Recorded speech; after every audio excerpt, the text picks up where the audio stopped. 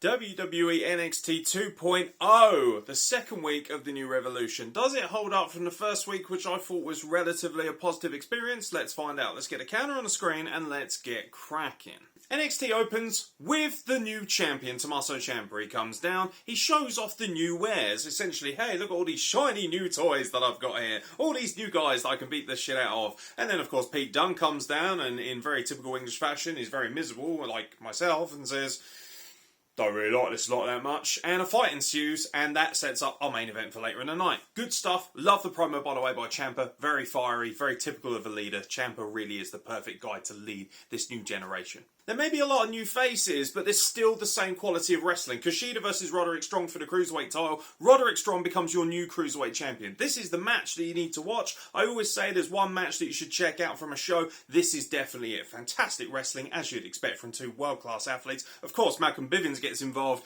The Diamond Mine gets involved, and that's what causes Roderick Strong to pick up the championship. And of course, he's then met with his new challenger, which seems to be a plucky Australian called Waller. No idea. Who the fuck are you? The women's division didn't get much of a look in. That is a big fucking problem because this is the best women's division in all of wrestling when it is used correctly. Kaylee Ray has a match. She squashes some jobber called Amari Miller, who, if I'm being honest, kind of reminds me of Red Velvet. Is what it is. Dante Chen makes his debut, lasts about 30 seconds, that's it. No idea really. Some guy from Singapore, really cool, really great for diversity, but I'm going to have to see a lot more before I can make a judgment. Joe Gacy has turned into what appears to be some sort of creepy sexual predator-like school teacher. No idea. He then wrestles Cameron Grimes and loses, thank God. Cameron Grimes is one of the crown jewels of NXT, and if they fuck that up, then they're in big trouble. Trey Baxter gets a big old kiss from what we assume is his missus, Cora Jade. No idea why I needed to see this, but well done you. Something about superheroes? We'll see. JC, Gigi and Mandy Rose.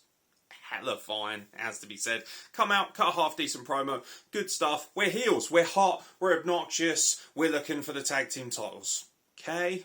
And in your main event, it's 33 and a 3% chance of winning. Bron Breakker and Tommaso Ciampa team up to take on Ridge Holland and Pete Dunne. Love this main event. By the way, Bron Breakker, I have to say, hate the fucking name. Call him Rex Steiner. Grow the fuck up. Why would you deny him his heritage? If anything, he's going to get over more with the name Steiner than he is with Bron Breakker. Stay to that fucking name. By the way, Bron Breakker kind of implies the existence of a Bron Fixer. Either way, the match was great. This was kind of classic NXT fare. The faces pick up the win courtesy of a helpful little distraction from Kyle O'Reilly. Apparently Kyle O'Reilly wasn't good enough to be in the main event last week, but he is this week. Bullshit. Why in God's name you pushed Von Wagner and Kyle O'Reilly had to take a seat for him is beyond me. There's definitely some small problems that are showing on this new brand. But overall, again, a very, very, very good show overall. It's just that I get a bit nervous. I see some of these talents like Kyle O'Reilly. I see the use of some of the new guys as well. Joe Gacy's new gimmick, what the fuck is that? They've moved some parts around. Some of it has worked out really well, some of it hasn't. It's only 2 episodes though, so I can't really go off on it too much. This was definitely not nearly as good as last week. However, Bron Breakker, aka Rex Steiner, was fucking awesome. Of course, he's the one who picks up the win. It's very evident that he's going to be a big star. And, well, whether we like it or not, they're going to fucking push him as one. So, thankfully for us, he talks a little bit like his uncle. Because even in the earlier part of the show, when he cut the promo, he called them 2 bitches, and you could just hear Scott Steiner flying out of him. If he doesn't say 33 and a third chance of winning at some point, I'll be really disappointed. However, that is it for NXT this week. Hopefully you guys have enjoyed it. Apologies, it's a bit late. Having a lot of problems physically and, you know, all that good stuff, but trying to plough ahead and make sure you guys have plenty of content. And don't forget, if you are local somewhat in the UK, of course, I will be at IWE UK this weekend. Chelmsford, Essex. I will be working the videography, so feel free to come down if you're anywhere near that region. It's only £10 to get in for adults.